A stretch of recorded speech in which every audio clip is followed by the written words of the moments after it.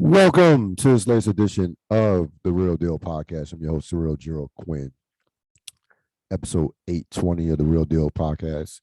Hope everybody out there had a great day. We are, of course, reviewing and discussing the latest episode of the best show on television, Snowfall, season 5, episode 6, the Iliad, part 2.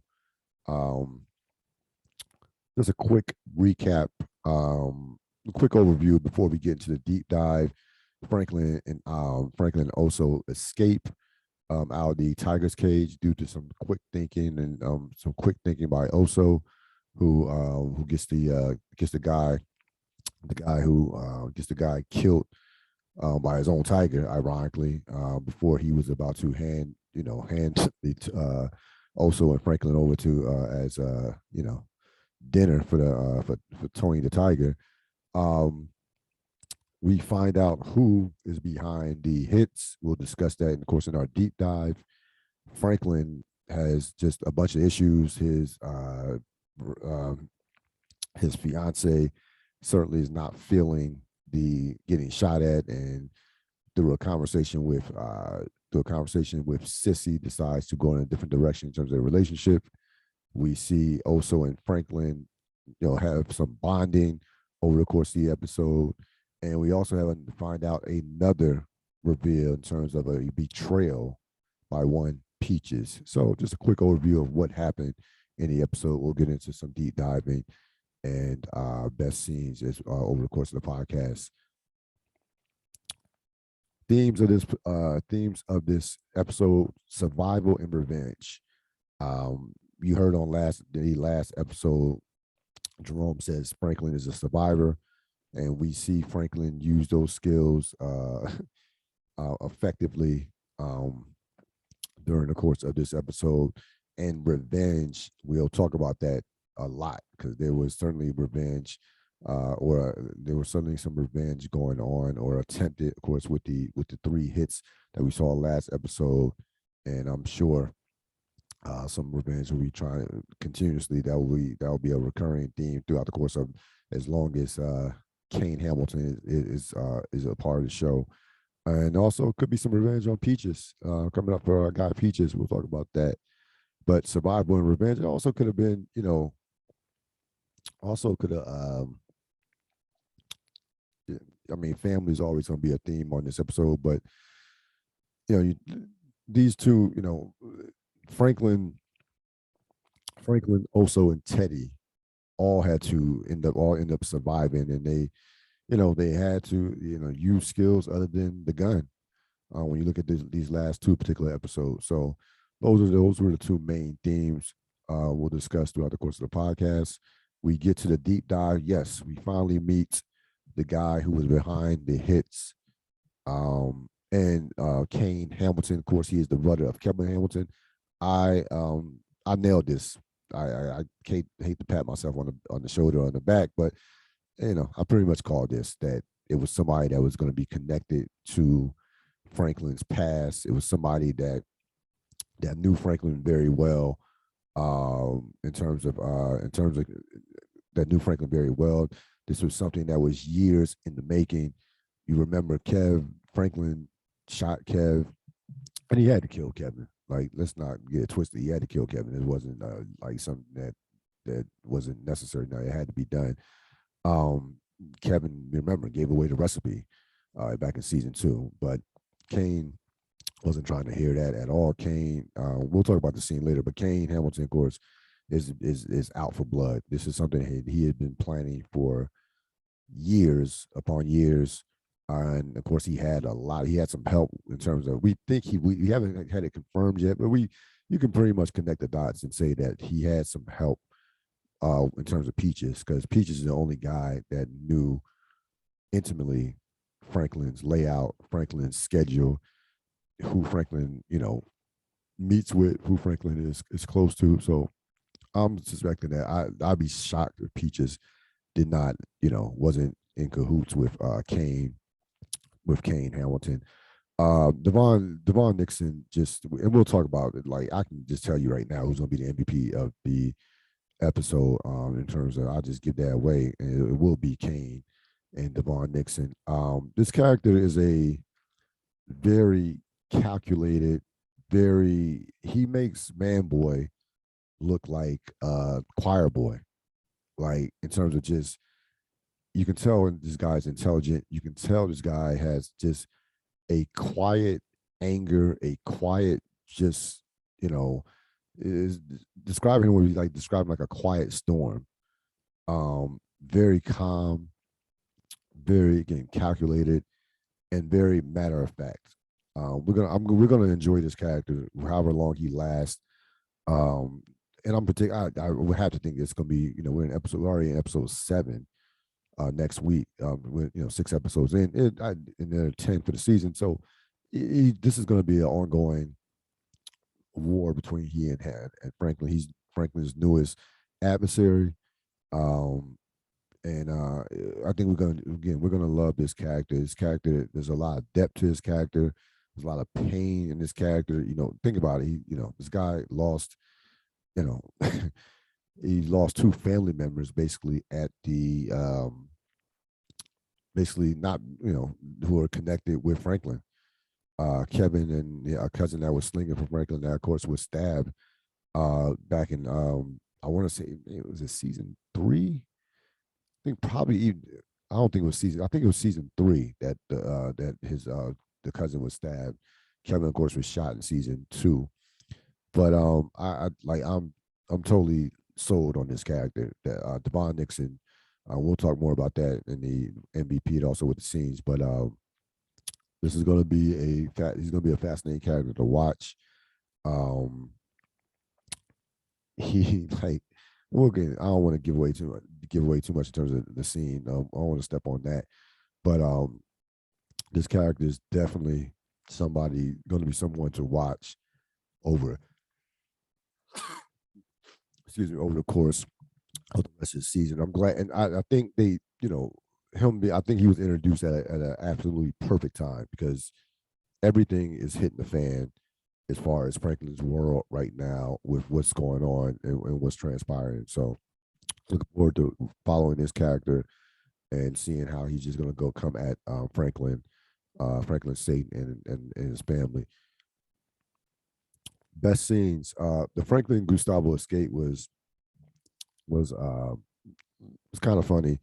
This is the beginning of the episode, and this creepy guy is basically ready to hand them over to this tiger, to Tony the Tiger. And it's funny at the beginning. Franklin's yelling help. There's a tiger, as if that's going to, like somebody's going to come, and number one, somebody's going to come. They're not in the middle of nowhere, but as if somebody's going to come and fight a tiger for them. Like I found that funny. Franklin already basically is thinking that we're dead. Like, I don't want to die like this. Also cool as a cucumber. Also, I love Gustavo's character. The guy who plays him does a tremendous job.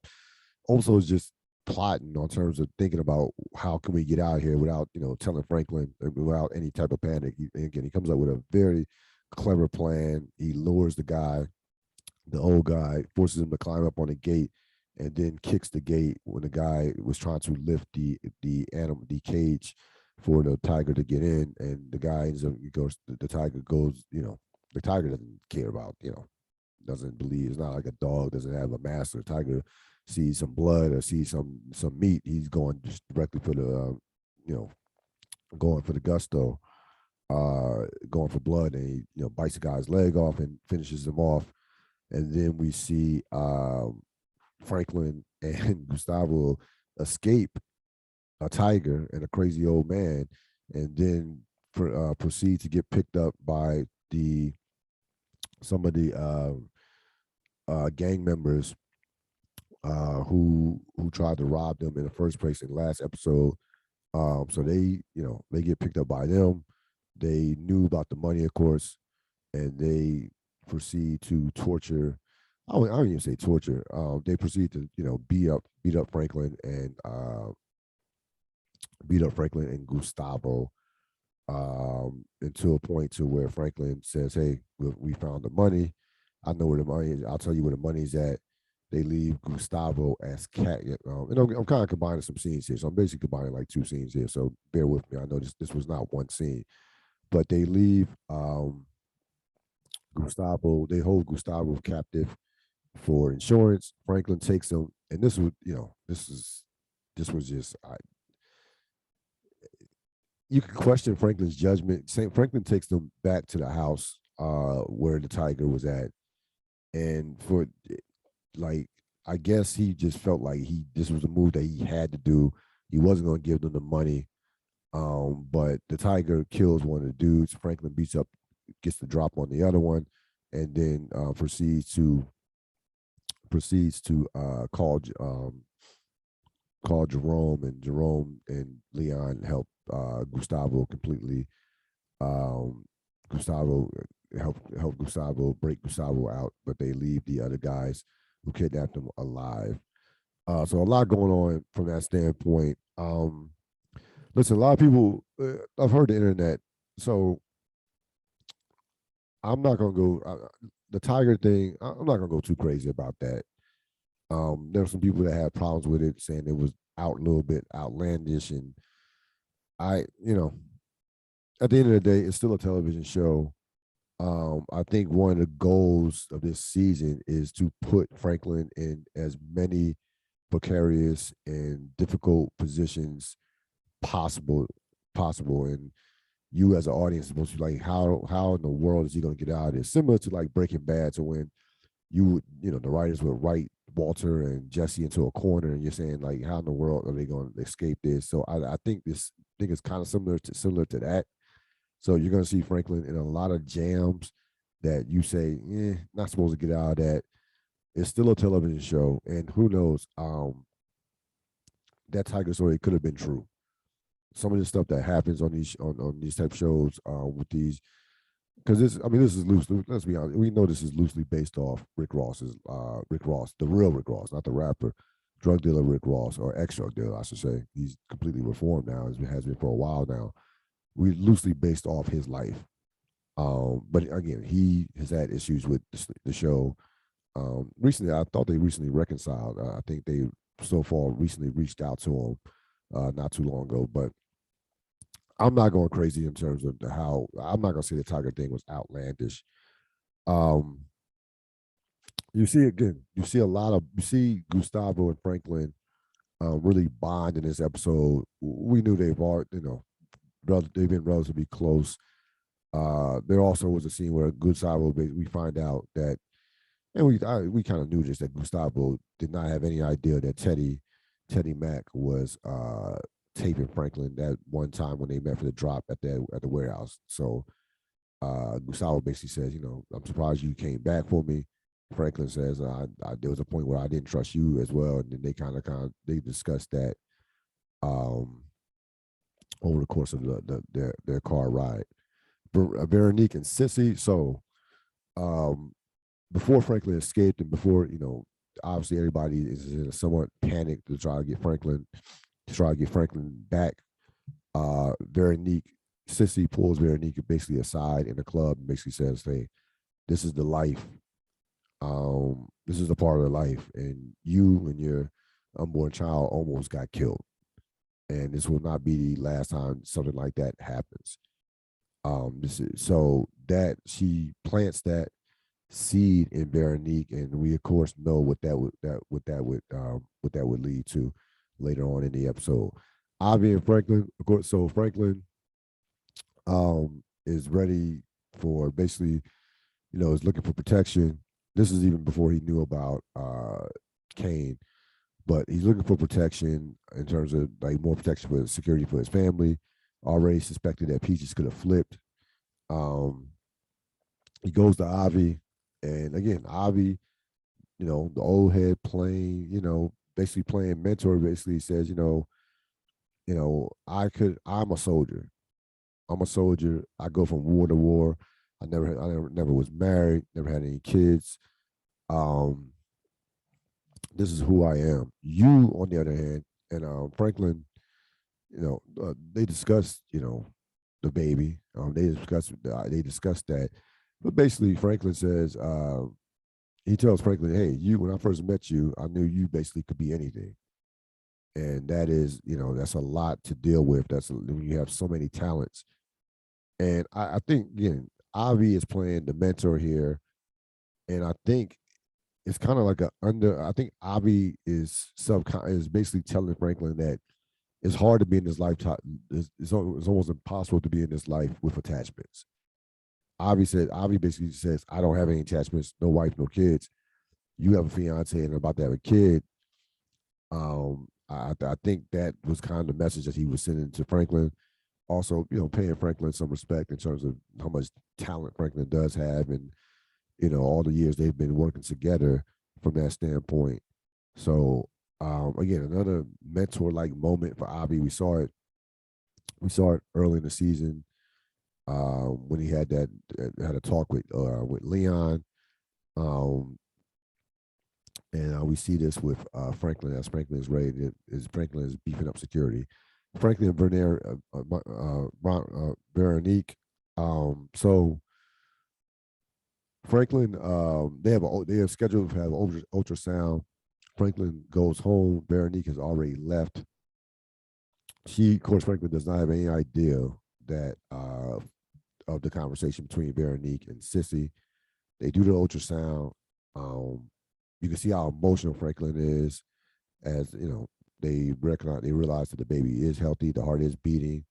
And I thought that was one of the realest. That was a very powerful scene from the standpoint of, you see the lady, the doctor basically says, you could have twins, or it could be either twins, or we can find out that the baby's, there's no heartbeat. Like you think about the pendulum of that. Think about the difference between basically twins and no life at all. I mean, that was really a hard hit from the standpoint, and you could see I guess it was exhilaration and relief at the same time on Franklin's face. Great job by tremendous acting by Damson Idris in that scene. You could just feel what the types of emotions that he was going through.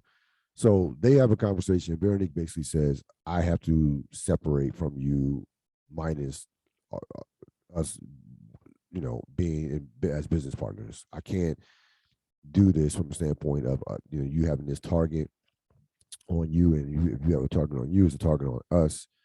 And of course, Franklin, there's no way Franklin can guarantee safety. I mean, she basically calls him out for that, and basically says, you cannot protect me. So we're only going to see each other at work, and that's going to be it. We go to Franklin, Leon, and Kane.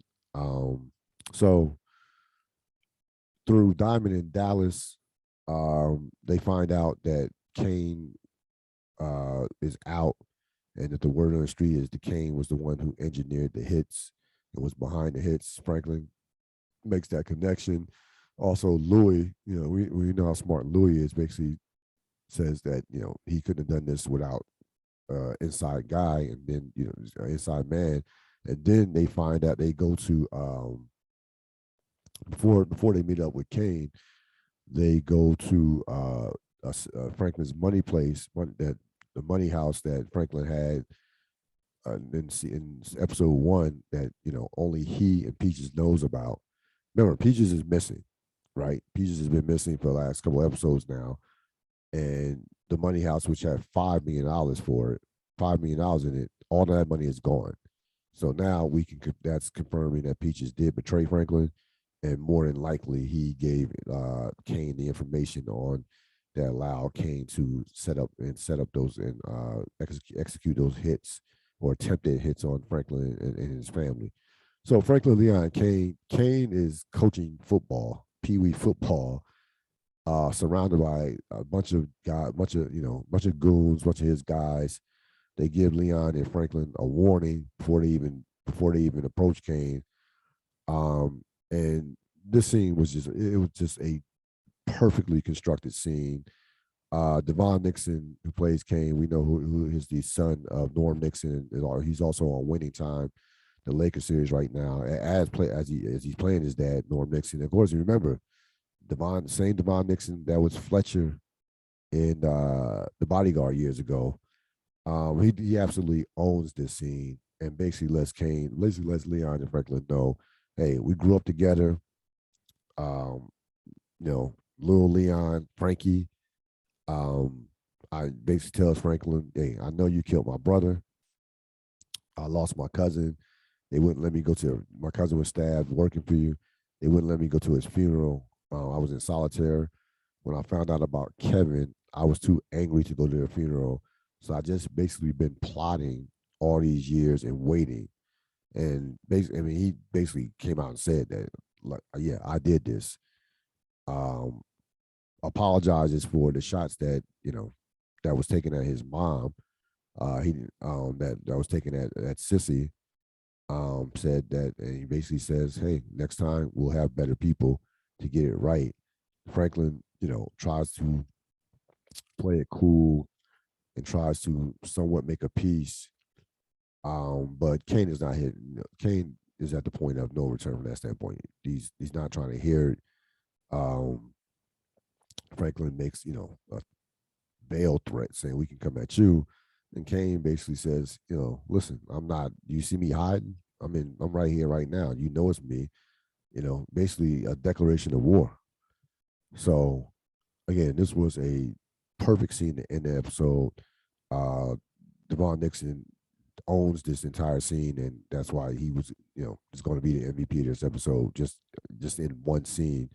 And now Franklin has a full blown war on his hand, along with not trusting Teddy Mack, along with the inner strife with Jerome and Louie, along with a Leon that is not completely on board with him from a philosophical standpoint, along with an ex fiance in essence, and a mother that he doesn't even know about who's doing her own thing.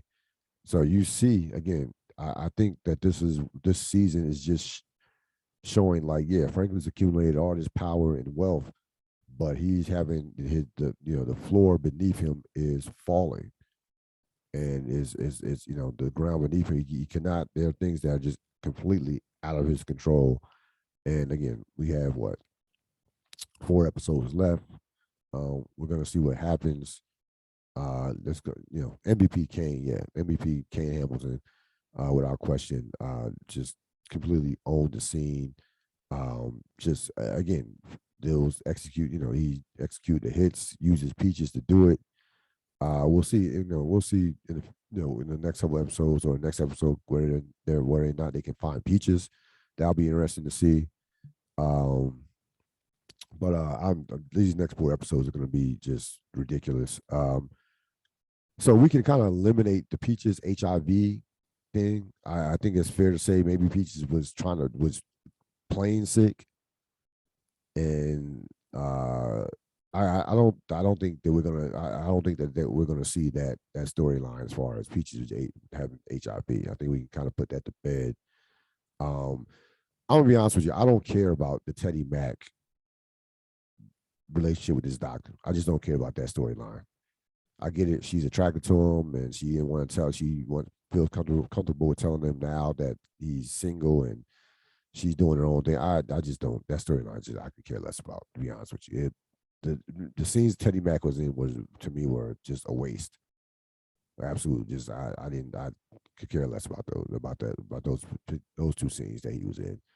Um, I just don't care about Teddy Mack's love life. I just don't think that's not effectively using that character. And we love the character. Carter Cruz played by Carter Hudson, and I love Teddy Mack, the Teddy Mack character, but I don't care about. I don't care about this him and this doctor. So again, great episode. I don't the Tiger thing. Not gonna go too crazy about. Again, Franklin has a lot of things going on with Franklin right now. He is just his world is really, the walls are really closing in, and we'll see how he can navigate all these different issues that he's having moving forward. That's going to wrap it up for this latest edition of the Real Deal podcast. This episode will be up before this evening later on this evening. You can also catch my NFL mega podcast I did with Robert Sapp, discussing all the wild trades and signings that we've seen in the AFC West. And of course, you had two All Pro receivers, All World receivers, Tyreek Hill. Tyreek Evans is definitely not an All Pro. Tyreek Hill and Devontae Adams being traded from their two powerhouse teams to the AFC West. So we did a lot. We talked about that a lot. Talked about the state of the NFL as far as from a standpoint of why is all this happening and occurring. Have a great rest of your evening and weekend as well. I'll see you next time.